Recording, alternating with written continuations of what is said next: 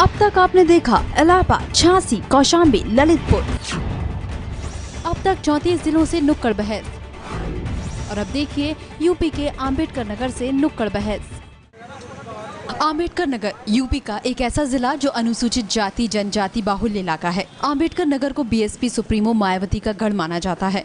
मायावती 2 बार लोकसभा चुनाव जीत चुकी हैं, लेकिन 2012 के विधानसभा चुनाव में अम्बेडकर नगर की 5 सीटों पर एसपी ने कब्जा जमा लिया, तो वहीं लोकसभा सीट भी बीजेपी की झोली में जा चुकी है। राजनीति चाहे बीएसपी की रही हो या एसपी की, सच्चाई ये है कि अम्बेडकर नगर की जनता मूलभूत सुविधाओं के लिए तरस रही है। ना तो शहर में बिजली पर्याप्त मात्रा में मिलती है और ना ही सड़कों की तरफ किसी ने ध्यान दिया है। वहीं ट्रैफिक भी बड़ी समस्या बनी हुई है। बिजली की समस्या भी जिले में एक बड़ी समस्या बनकर उभरी है। कोई भी जनप्रतिनिधि बिजली संकट से निजात दिलाने को लेकर कभी यहाँ पर गंभीर नहीं रहा। पिछली सरकारों की बात की जाए या मौजूदा सरकारों की बात की जाए, घोषणाएं तो तमाम हुई, लेकिन वादों पर अमल करने की तरफ ध्यान नहीं दिया गया। आवागमन संकट भी यहाँ पर एक बड़ा मुद्दा है। मार्ग जाम से लगभग जिले के सभी छोटे बड़े कस्बे जूझ रहे हैं, उनकी तरफ भी कोई ध्यान नहीं दिया गया। शिक्षा और स्वास्थ्य की तरफ भी जो ध्यान दिया जाना चाहिए था, वह अब तक दिया नहीं जा सका। अम्बेडकर नगर में ज्यादातर लोग खेती पर आश्रित हैं। ऐसे में खाद्य और बीजों के समय पर ना मिलना जहां किसानों के लिए एक समस्या है, तो वहीं सूखा और बाढ़ से निपटने के लिए सरकार कोई भी उपाय नहीं निकाल रही, जिससे किसान त्रस्त हैं। करीब 24 लाख की आबादी वाले शहर की ये समस्याएं ही इस बार का चुनावी मुद्दा बनेंगी। यूपी में 2017 में विधानसभा चुनाव होने हैं।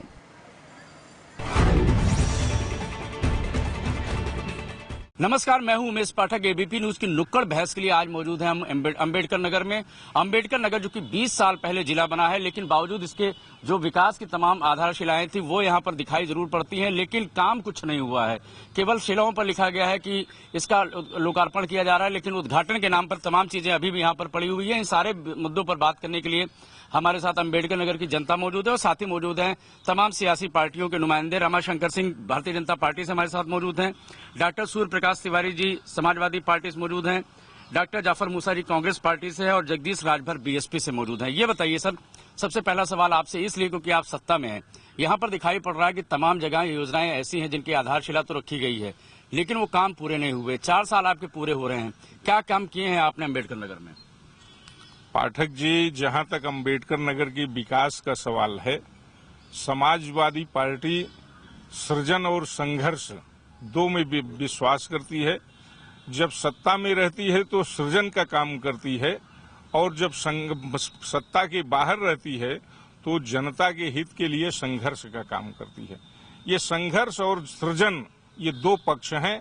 इन 4 सालों में अयोध्या से गोरखपुर के बीच में घाघरा पे कोई पुल नहीं था।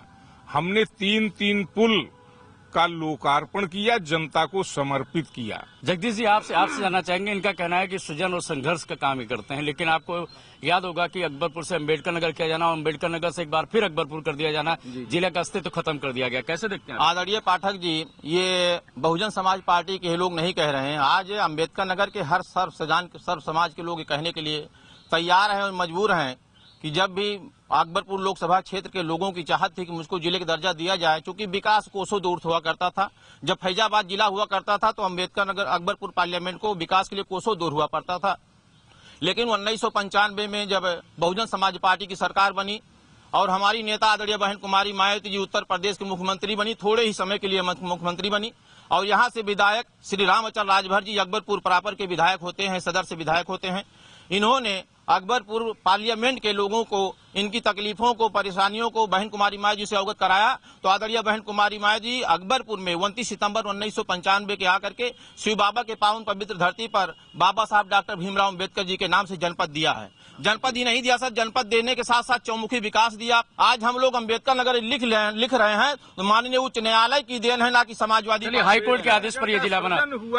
रामशंकर जी बीजेपी से हमारे साथ मौजूद हैं। सर, ये बताइए कि जो आरोप लग रहे हैं अम्बेडकर नगर जिला बनाने को लेकर के खारिज भी किया गया, अदालत के आदेश पर फिर से बहाल हुआ जिला, विकास के क्या मुद्दे यहाँ पर है? आपको क्या लगता है क्या मुद्दे यहाँ पर, उन मुद्दों पर कितना काम किया है इस सपा सरकार ने? जैसे कि हमारे 2 पूर्व वक्ताओं सपा बसपा के नेताओं ने जिला बनाने और जिला बिगाड़ने के दोनों को आपने सुना होगा।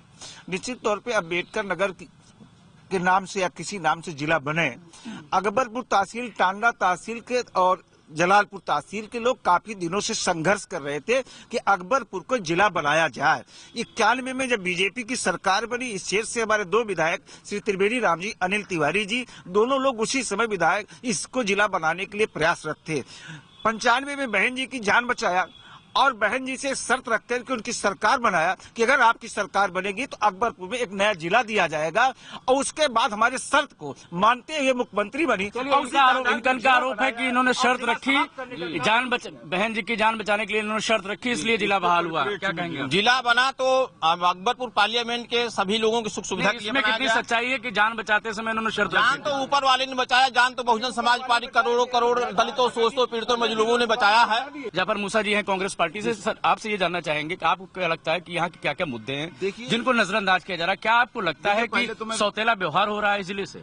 देखिए, पहले तो मैं ये साफ कर दूं कि कांग्रेस पार्टी जो है उसके लिए राष्ट्रीय सर्वोपरि होता है और कांग्रेस पार्टी ही विकास की राजनीति करती है। बाकी सभी पार्टियां कहीं न कहीं स्वार्थ में लिप्त रहती हैं, वो अपने हितों को पूरा करती हैं। जनता जानती है क्योंकि पब्लिक है, सब जानती है। कानून व्यवस्था नाम की तो यहाँ कोई चीज नहीं है। जनता के अंदर कानून के प्रति ना तो कोई श्रद्धा भाव है ना कोई भय है। जो भी जमीनें गांव में खाली हैं, सरकारी हैं, सब पे सत्ता पक्ष के लोग कब्जा कर रहे हैं, और अगर कोई उसका विरोध करता है, अगर लेखपाल पैमाइश करने के लिए जाता है तो वो दबंगई से उसको भी गाली दे के अपने दरवाजे से भगाने का काम करते हैं। जहाँ तक कानून व्यवस्था का सवाल है, इसके पहले जो सरकार थी, लोग हिम्मत नहीं जुटा पाते थे थाने पे जाने की। संभ्रांत लोग थाने पे बेइज्जत किए जाते थे। आज हमने ये व्यवस्था की है कि केवल अपराध अल्पीकरण के नाम पे एफआईआर न लिखा जाए, ऐसा नहीं होगा।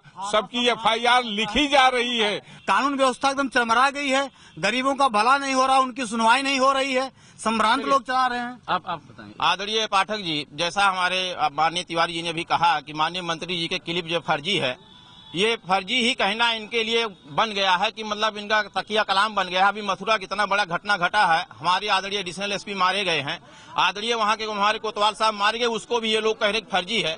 आज कानून की व्यवस्था पूर्ण तार हो रही है। आज जो हमारे गरीब निर्बल लोग हैं जो मार खा रहे हैं, मार खाने वाला है उसको चालान भेजा जा रहा है। लोगों का पलायन हो रहा है, रोजगार के नाम पर लोग बाहर जा रहे हैं। आप इस समस्या को कैसे देखते हैं और किस तरह से आपको लगता है कि जो अम्बेडकर नगर की जनता है इस चीज को लेकर के परेशान है कि उनके पास काम नहीं है, रोजगार नहीं है, नौकरियां नहीं है? देखिए, मुलायम सिंह जी की जो सरकार है उत्तर प्रदेश में, अखिलेश जी की, ये रोजगार के लिए तो बहुत चिल्लाते हैं। उसके बाद जो मिलें लगी हुई हैं उनको बंद करते हैं। अब बताइए, एक यहाँ पर मरैला मिल थी जिसमें 5000 लोग काम करते थे, कांग्रेस की देन थी, इंदिरा गांधी जी ने इसका उद्घाटन करके बनाया था। लेकिन इसको समाजवादी पार्टी ने इसको बंद करवाया। और इसके बाद अब आप जानते हैं कि जब मिलें बंद होंगी तो जेल खाने भरेंगे। रोजगार के नाम पर एकदम सारे रोजगार हताश हैं। रोजगार नाम की कोई चीज नहीं यहाँ है। नौकरियां मिल रही लोगों को? बिल्कुल नहीं, सारे नौजवान हताश है। यहाँ तक कि बहुत से नौजवान आत्महत्या करने के लिए बाध्य हुए हैं। यहाँ पर कोई किसी प्रकार की सुविधा नहीं मिल रही नौजवानों को। जो कि अम्बेडकर नगर जिले के थे, जिन पर तमाम लोगों ने चर्चा की, नेताओं ने एक दूसरे पर आरोप प्रत्यारोप लगाए। लेकिन अगर अम्बेडकर नगर जिले की बात की जाए, 20 साल इसको जिला बने हुए हैं। जो मूलभूत दिक्कतें यहाँ की वैसे बनी हुई है। सड़क, बिजली, पानी की दिक्कत है, रोजगार के लिए यहाँ पर अभाव है, और साथ ही साथ कानून व्यवस्था जो बिगड़ रहा है वो एक बड़ा मुद्दा है जो कि चुनाव में प्रभावी होगा।